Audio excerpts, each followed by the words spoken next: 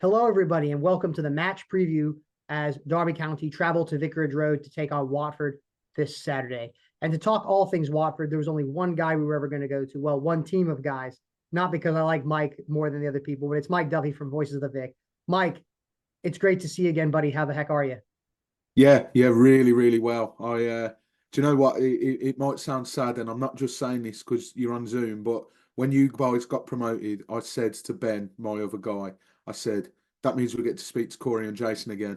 So yeah, no, it's been a while. I think the last time we spoke was it would have been lockdown because that's when we were in the same league again, and a lot's happened with our two teams respectively over those 4 years now, 5 years. So yeah, no, I'm delighted to be playing Derby again, and hopefully it's the same outcome as it was last time we played you. That's a very kind thought, Mike. And that was a similar thought to what Jason and I said. We're like, Mike and Ben are back. Let's get it rocking and rolling. And then that was the first fixture I looked for. And I was like, early on in the season, what better than that? Okay, Mike. So catch me up here because again, we last spoke during lockdown. A lot's changed in the world, a lot's changed in football. The championship has changed basically beyond recognition with the money flowing in and out and everything. But if you could in a couple of minutes sum up Watford between the last time we spoke to now, because I would assume from the outsider looking in, you've had what, like 78 managers between now and then. No, I'm jesting, obviously, but give me a bit of a synopsis of Watford over the last couple of seasons. Yeah, to be honest, it's been a bit of downward trajectory, really. Probably maybe the opposite to what Derby have been through. I know you've had a promotion, obviously, whereas that season that we last spoke, we ended up going up, and it was a really good season for us. We equalled the record for the best defensive record in the Championship that season as well. So, you know, we went into the Premier League season, fans were allowed back in.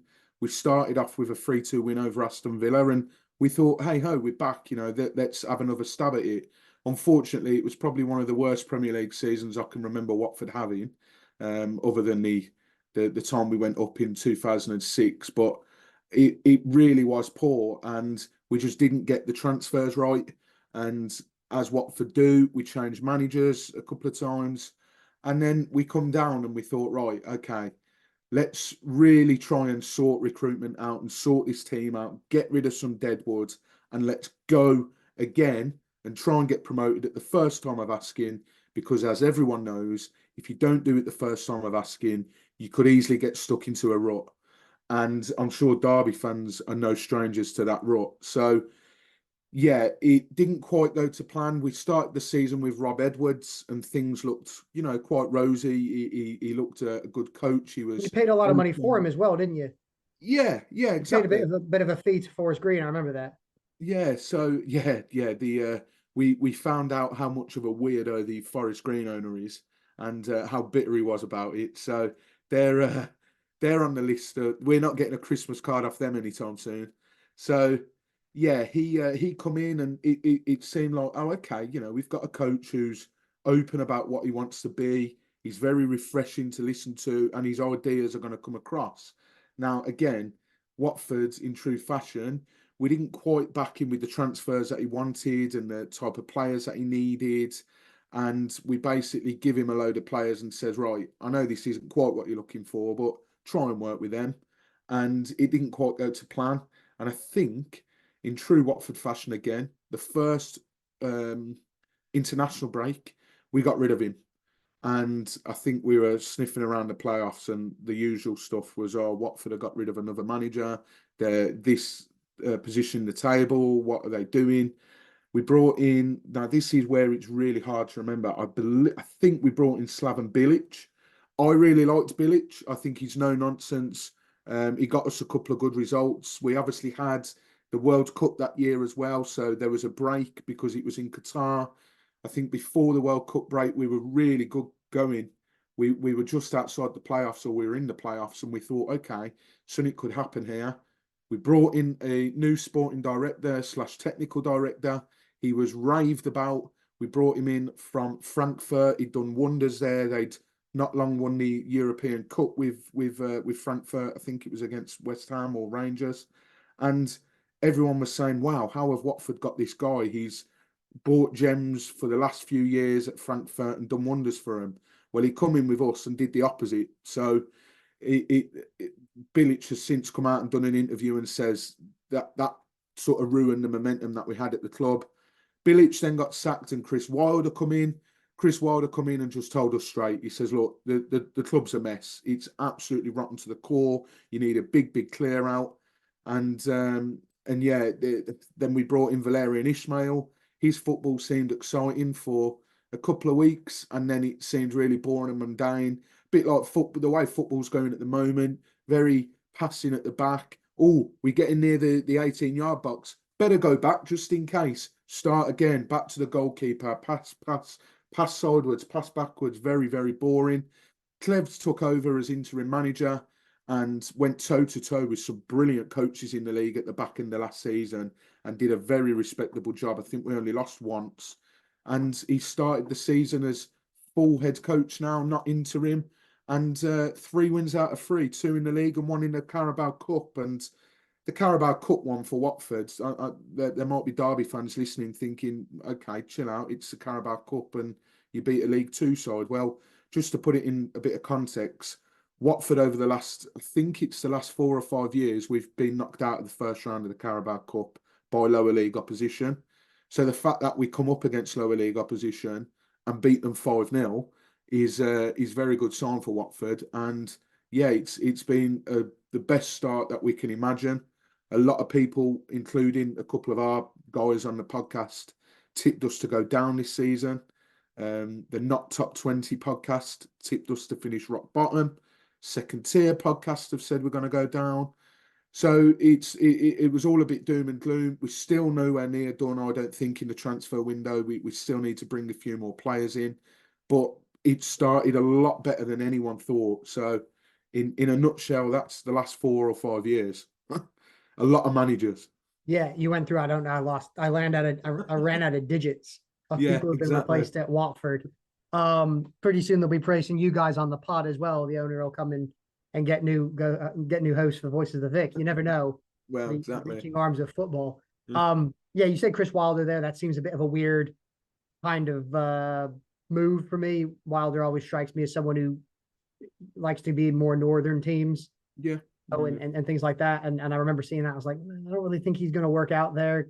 You know, obviously he didn't because he got sacked. And Ishmael, yeah, football is frustrating at times, Mike, because they get it to the 18 and they're like, yeah, goalkeeper's on. Yeah. Yeah, there's like 5 men in the box, but yeah, sure, huff it all the way back. And unfortunately for us at Derby, that's what happened at weekend against Middlesbrough. And we ended up getting a goal. So hopefully you guys can do that a couple times for us at the Vicarage Road, and we'll be all right. Question is, Mike, and it's very early in the season. You'll probably have a better answer to this when we tag up again. Can the run be sustained? Do you think that like this is just like, and I don't want to get into it because I know like you can't really look at the league table or how teams settle. The transfer window is still open. You can't really look at anything until basically 10 games. I don't even look at the league table until about 10 games. Mm-hmm. But do you think that these results are indicative that you're performing better than what you are? Are they a bit of an anomaly, or are you still kind of waiting to kind of see how this Watford team shakes out? Because I know obviously Stoke, they had not a great season last year. They had some issues. Like you said, MK Dons, no disrespects, outside of the championship. And then Millwall, many to kind of struggle as well. So is it indicative like, yeah, we're beating up the teams that we would expect to be, and you've not got a test yet? Or do you think that you can maintain this run long term and prove some doubters wrong and finish comfortably mid-table? I think it's a little bit of both, to be honest, because when the season started and we saw that we were going to be playing Millwall away has been a real catalyst for Watford over the last few seasons. It's been a real place that we struggle. We just cannot deal with the physical side. And a lot of Watford fans might roll their eyes at what I'm about to say, but I really think we lost a lot of our physicality when Troy left.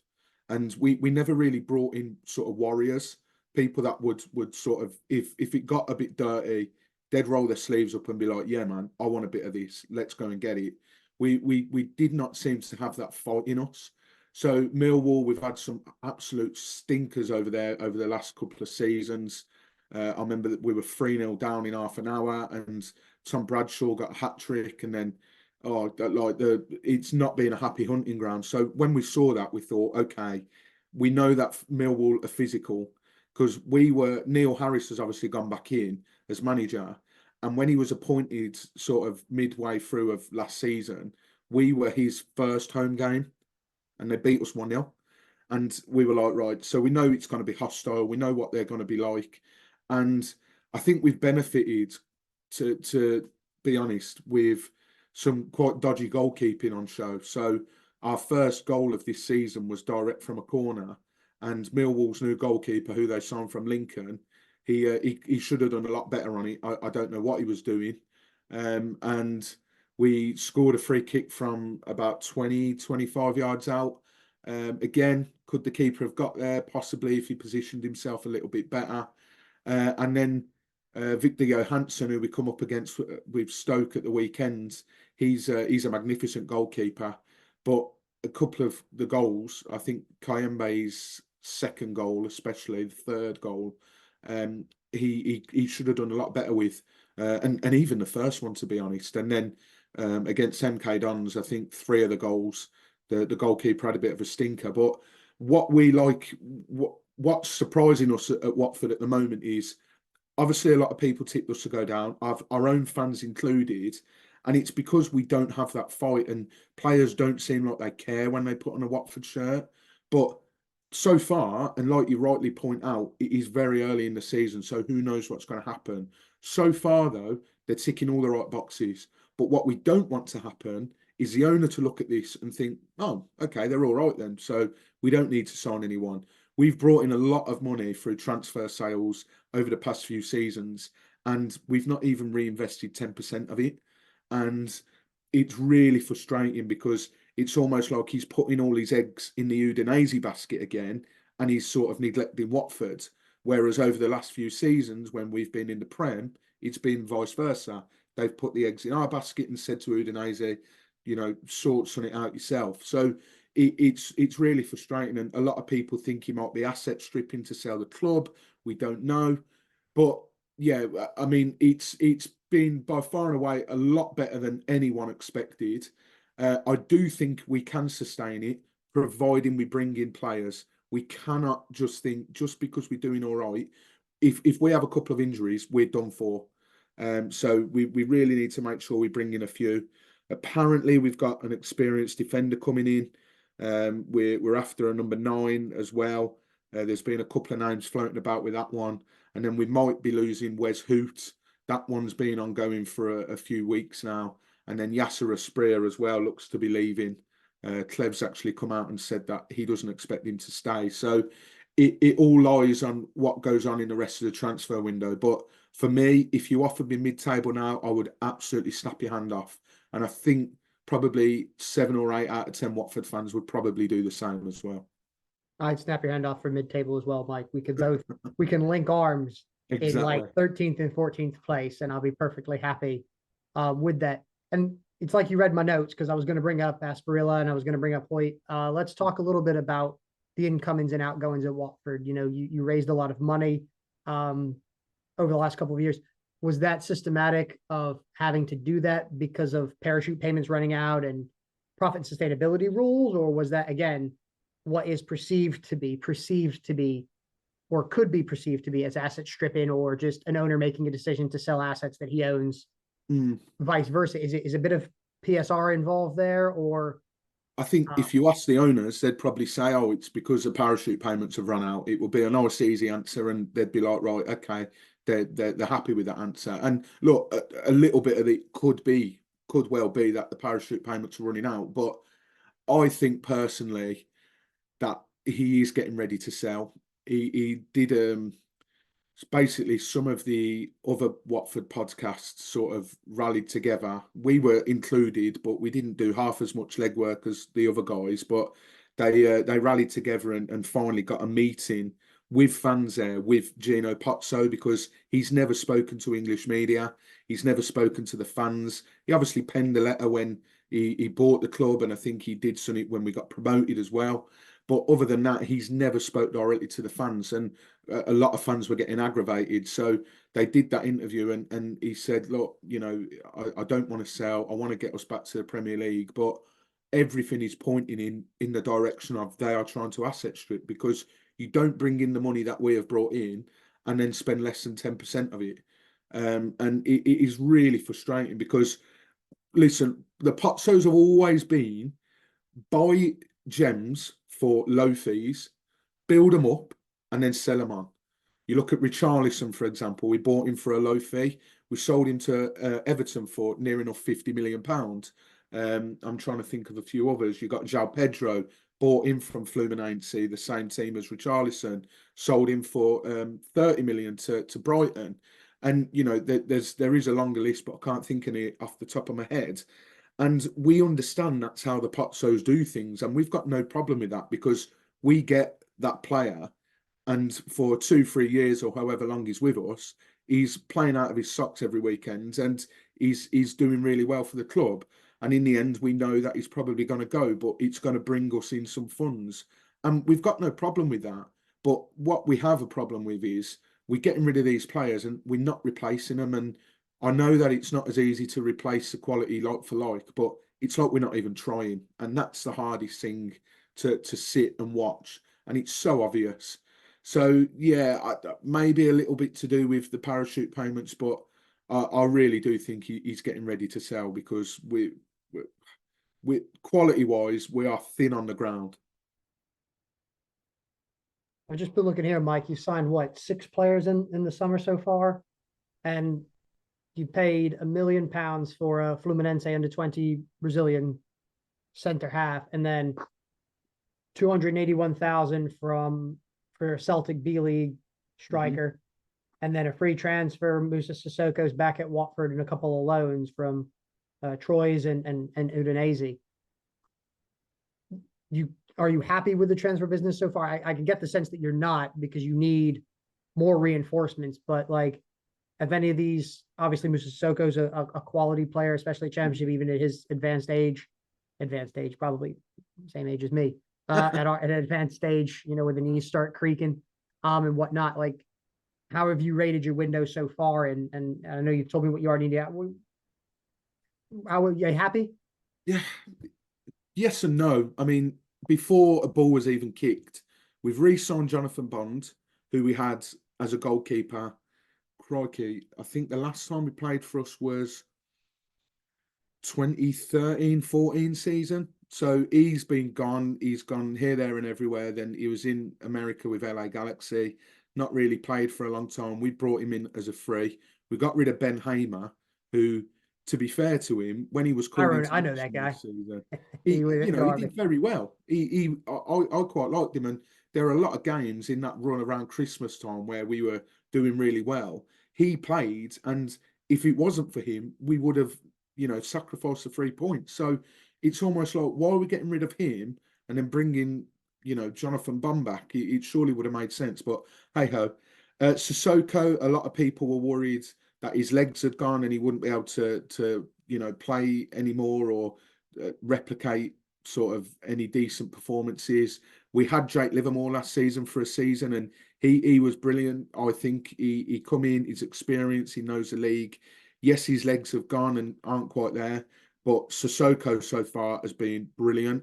Your man from Troyes, Yasser Larouci, he was on loan at Sheffield United last season, only made 11 appearances. But my God, 3 games in, we've only seen him in 2 games. He has been a breath of fresh air, because we had Jamal Lewis on loan from Newcastle last season.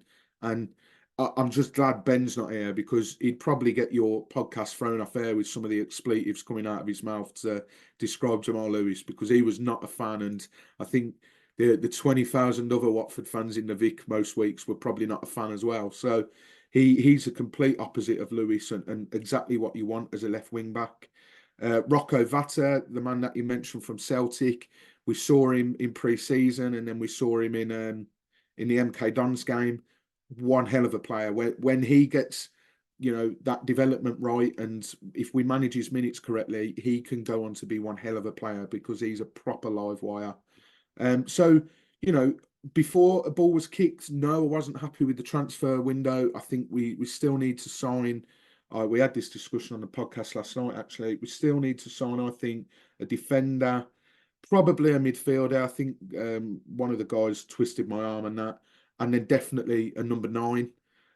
So three minimum for me. So I mean, I'm happy with how they've started because they've gone a lot better than I thought. I mean, Bond was a bit shaky in the MK Dons game. He was quite lucky he wasn't really tested, but other than that, they've been really, really good. And hopefully, with these next few signings, we can we can only make things better because we've been linked with Liam Cooper from Leeds. He's one that's been mentioned. Al Hamadi from Ipswich, he's another one that's been mentioned. Daniel Jebison from Bournemouth, recently joined from Sheffield United. So, if a few of those come off, I think it'll be a decent window. But it's the fact that we're not spending money when we're receiving it. Yasser's meant to be off for 25 mil, I think. Kone, we got 15 mil. He's gone to Marseille. Who, if he goes, it'll be a couple of million. Why can't we have even 10% of that? Why can't we spend it? That is the frustration at the moment. I can understand that frustration, Mike. Derby, I think, need 8 players between now and the end of the window, so it would be busy in the recruitment office. And I would say this, that it does seem like the players that you have been good value for money so far, which is always good to see. Whenever you can get somebody on a bargain or whatever, you have to obviously have that depth. And it is frustrating when people are not reinvested money into things. And that's that's Derby's at a different place now. We talked about this a little bit before off air, that where we were last time we were in the championship playing you guys is different to where we are now in terms of monies and budgets. We've just bought Jacob Videll Zetterstrom from Jorgens in Sweden, goalkeeper. He wears a skull cap, like Petr Cech, and we paid £1.4 million for him. And that's not a lot of money in the championship. I think you'll attest to that. But for Derby, it's a lot of money these days. And so it's like, well, that's most of the budget. So, and so like, yeah, it's just interesting seeing the changes and things, because Watford, have always, in my mind, been a team that gives managers a very short leash and then spends a lot of money to bring players in. Mm-hmm. And obviously it's the vicious cycle. We buy players, sack the manager, hire a new manager who then has to buy a different set of players, but then sack him, and then the players kind of still stay. So, maybe it's leveling out a little bit. And I would say, Mike, is probably not the worst thing to be lower mid-table for a couple of years to sort everything out. So totally get the frustration, but it sounds like you've got a few gems in there. And Musa Sissoko on his day can I mean, the lad was playing in the Champions League 5 years ago. So, and you think his legs are gone. No one's seen me running in decades. I struggled to get up the stairs before getting winded. Talk to me, Mike, about manager Tom Cleverley. Obviously played for England, played for Manchester United, played for Watford as well. He always struck me as a guy, you talked a little bit about Watford potentially having a bit of a soft underbelly where they don't want to fight for the badge or they don't want to fight for the shirt. Cleverley always struck me as a guy who, gets stuck in, work really hard, strong work ethic, because I think we could all agree Tom Cleverley was never really a top class footballer. In terms of, in terms of world. I mean, he played for England, so he's obviously a very good footballer. It's not a disrespect to him. But I don't think if you were going to list, top players to have played for England in the last 20 years, Tom Cleverley wouldn't really have been on the list. Same at Manchester United, had a lot of success, but, came up through Sir Alex Ferguson, and he always struck me as a guy who was like, I will work as hard as I can and I will fight, and that can get you a lot of things. And I know it's a bit of a loaded question because it's 2-3 games into the season, and you had the back end of last season. Do you think that they'll give him a little bit more leash because he's probably a much cheaper alternative than players that are out, than the managers that are out there, because he's not the biggest name. He's a start. It's a good platform for him. But again, this is also Watford, where if you lose, like, they're like, hey, have you won the league yet? And you're like, no, it's October. And they're like, well, should have won the league by now. So we're sacking, You get like, you won the World Cup. Well, no, I'm the manager of Watford. And they're like, that was the remit, we'll sack you.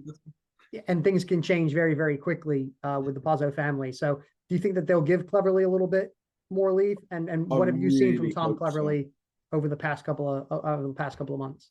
Yeah, I really hope they do because Klebs is a legend at Watford, and I would hate to see him get done over by the Potsos because we've seen that with managers before. Slaven Bilic has said earlier, he did an interview with the local paper in Watford, and he was quite honest, and he said that he was asking for players in said position, and they just didn't give him them. And he was like, "Well, okay, what do you want me to do? I've told you I need a player for this position, and you're not giving me one." So I really hope they back him. It sounds like Tom, whether you're a fan that agrees with this or not, it sounds like Tom has had a lot of say in the transfers. So that gives me a little bit of hope. And yeah, I think you're absolutely right. In terms of quality, he might not have been up there, but he's certainly made up for it with his hard work. And that is ultimately what we're seeing. His values, what he expected of himself in a shirt, he's expecting of these players to give him in that shirt. And we're definitely seeing that. And I think you're definitely seeing as well someone who's moulded from the being managed by Sir Alex Ferguson. There are hints of that. I'm not for 1 minute trying to compare him or put him on a level playing field, but you can definitely see that he's from that school of thought, and it's very good. And to be honest, mate, I think if we do get rid of him, then more fool us because he'll go somewhere else and he'll do really, really well. I mentioned earlier when he first come in at the back end of last season, some of the coaches he went up against were some of the best coaches in the league. We went up against Leeds, Daniel Farker. We drew 2-2, albeit we led twice. Carlos Corberan, another very talented coach, drew 2-2. Again, albeit we were leading twice. Ipswich, we drew 0-0. Kieran McKenna, another one that's cut from the same cloth as Klebs. He's from that Man United camp. And, he for someone that's only had the experience of managing in under 18s to then bump him up to professional men's football and be like, right, you're going to come up against a few good coaches. And may I add as well, we narrowly lost to a handball in the last minute against Southampton in their backyard as well. So, he's not just come in and said, right, I'll ride the storm till the end of the season, then we'll get working. He come in and straight away you saw a difference. So, yeah, what Clevs brought to his game as a player, he's definitely said to his players, right, this is the bare minimum that I expected when I played. You go do that and replicate that on the pitch for me. And it's worked so far, and long may it continue. But I really hope we back him and really hope we stick with him because I don't want to get carried away. I don't want to say it, but who knows if we make the right signings and everything else? Who knows what Clevs can do to us? Yeah, it's good to hear that you might have hopefully a long term or a longer term solution, whatever long term is at Watford. 10, Exactly. 15 games, I think, is long term at Watford.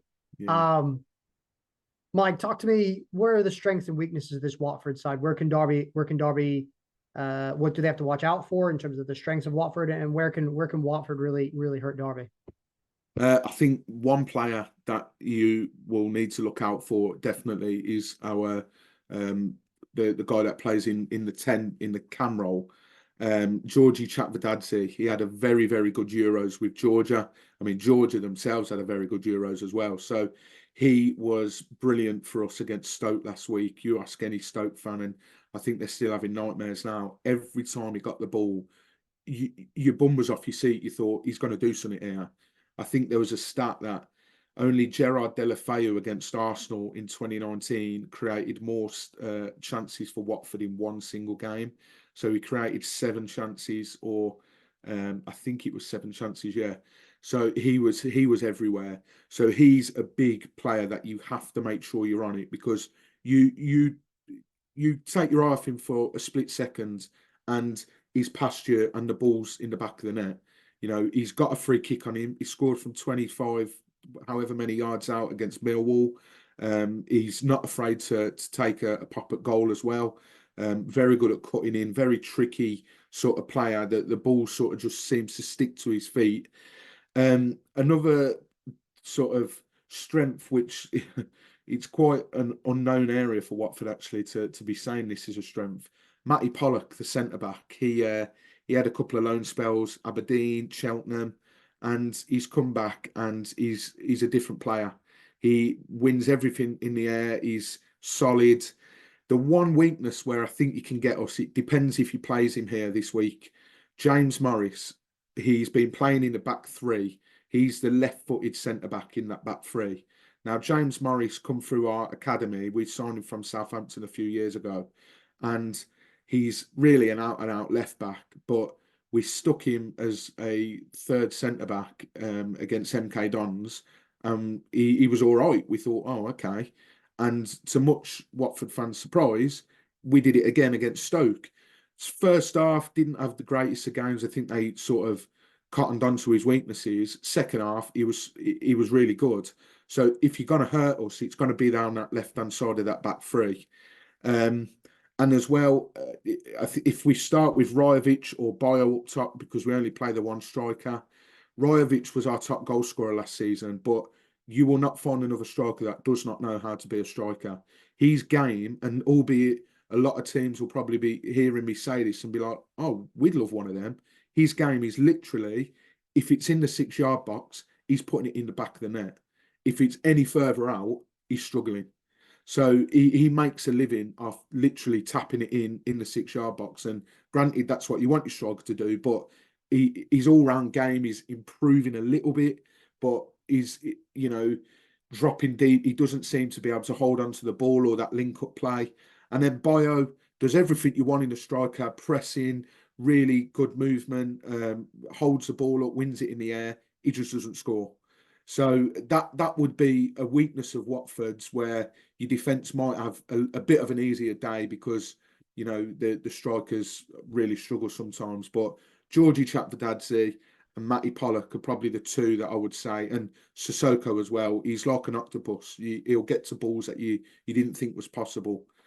So yeah, I think you can definitely hurt us down that left-hand side. And maybe when Yasser Larouci comes on at left wing back, he's very good going forward, but we've been told defensively he's not so great. Ryan Andrews, the same on the right-hand side, very good going forward. If you give him the space, he will exploit it, and he's very fast. But get at him, he might struggle a little bit. So definitely down either flank.